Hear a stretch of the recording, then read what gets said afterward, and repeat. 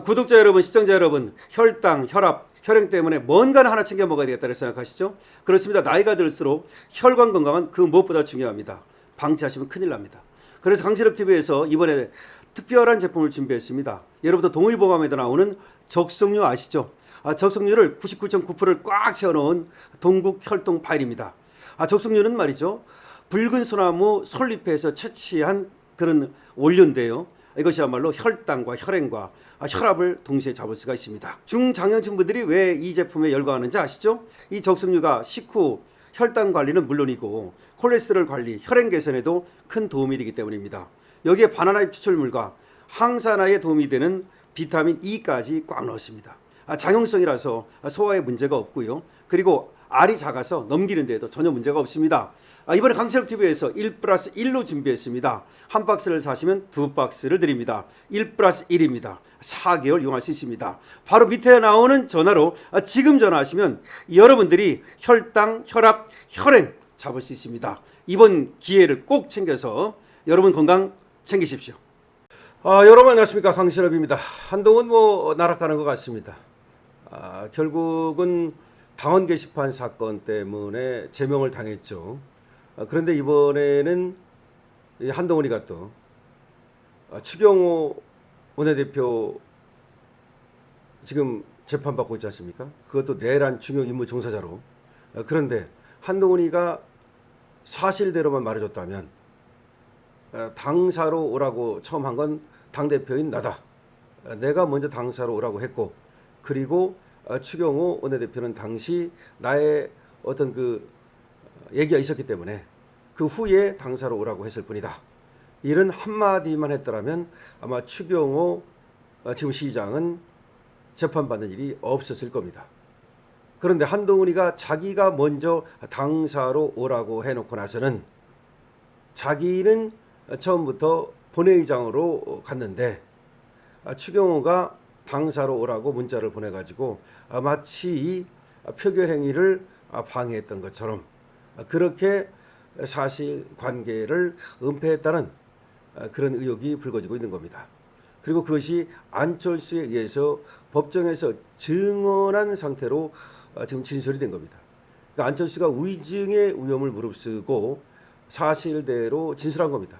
그러니까 만약에 사실이 아니라면 위증죄로 처벌받겠다는 겁니다. 자, 안철수가 이렇게 법정에서 진술을 하자 한동훈이 발칵하고 나섰습니다. 한동훈은 지금 추경호하고도 지금 사실상 돌아올 수 없는 다리를 건넜을 뿐만 아니라 안철수하고도 이제 또 돌아올 수 없는 다리를 건너고 있습니다. 지금 한동훈의 편들었던 사람들마저도 이건 아니지 않느냐라는 얘기까지 나오고 있습니다. 더군다나 한동훈이가 장동혁 상가를 조문했던 거, 이거를 두고도 한동훈을 지지했던 사람들마저도 이건 아니지 않느냐라면서 등을 돌리고 있다는 겁니다. 한동훈이가 사면 초가에 빠지고 있는 겁니다.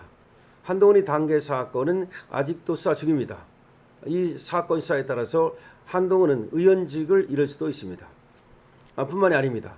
지금 한동훈이가 이번에 부산 북갑에서 당선됐다고는 하지만 한동훈의 선거법 위반이 지금 계속해서 수사 중이고 이것이 기소가 될 것으로 보여지는데 거기서 의원직을 잃게 되고 피선거권을 박탈당할 가능성도 높아지고 있습니다. 한동훈 사면 초과에 빠지고 있는데요. 장동혁 대표는 이런 한동훈에 대해서 한동훈의 당원 게시판 사건은 해당 행위가 아니라 범죄 행위라고 못을 박았습니다. 무슨 말입니까? 범죄자라는 겁니다. 그러니까 장동혁 당대표는 이재명을 범죄자라고 하면서 사실상 대통령으로 인정을 안 하지 않습니까? 마찬가지입니다. 한동훈은 이 범죄자라는 겁니다. 해당 행위자가 아니라 따라서 복당은 절대로 있을 수 없다는 겁니다.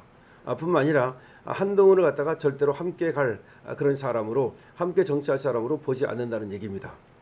자, 지금 장동혁 대 한동훈, 오세훈까지도 껴주는 사람도 있습니다만은 저렇게 지금 사실상 전쟁이 붙었는데 보수의 어떤 그 정통성을 놓고, 그리고 보수의 어떤 권력 지형에서 지금 전쟁이 붙었다고도 볼 수 있는데, 장동혁 국민의힘 대표가 한동훈 무석 의원의 복당 문제와 관련해서 한동훈 당원 게시판 논란은 해당 행위가 아니라 범죄 행위였다고 강하게 비판했습니다.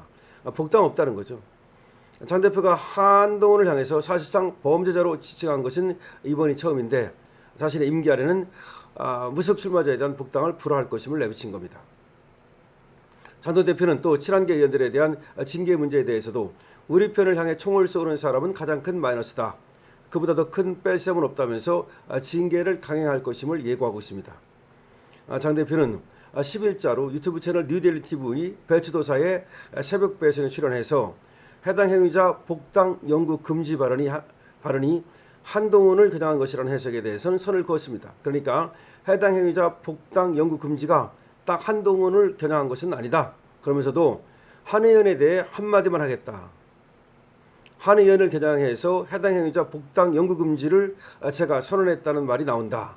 그러니까 한동훈을 겨냥한 것이라는 말이 나온다. 하지만 한 의원은 범죄 행위로 제명을 당한 것이지 해당 행위로 제명을 당한 것이 아니다. 다음 게시판 문제는 범죄 행위다. 그러니까 뭐 자기가 해당 행위해 가지고서 지금 제명당한 것처럼 말하면서 해당 행위자에 대해서는 복당 없다 그러니까 자기가 지금 해당 행위에서 그래서 복당 안 된다. 다시 말하면 이제 한동훈을 겨냥해 가지고서 장동혁이가 복당 안 시키려고 그러는 거다. 이런 얘기가 나오는데 여기서 장동혁 대표가 분명히 얘기한 겁니다. 당신은 해당 행위자가 아니야. 당신은 범죄 행위자야. 당신은 거기 해당되지도 않아. 당신은 해당 행위자이기 때문에 지금 뭐 해당 행위자를 갖다가 장동혁이가 복당 안 시킨다. 그거는 당신하고는 관계없어. 왜? 당신은 해당 행위자 아니라 범죄 행위자니까. 라고 완전히 그냥 못을 박아버린 겁니다.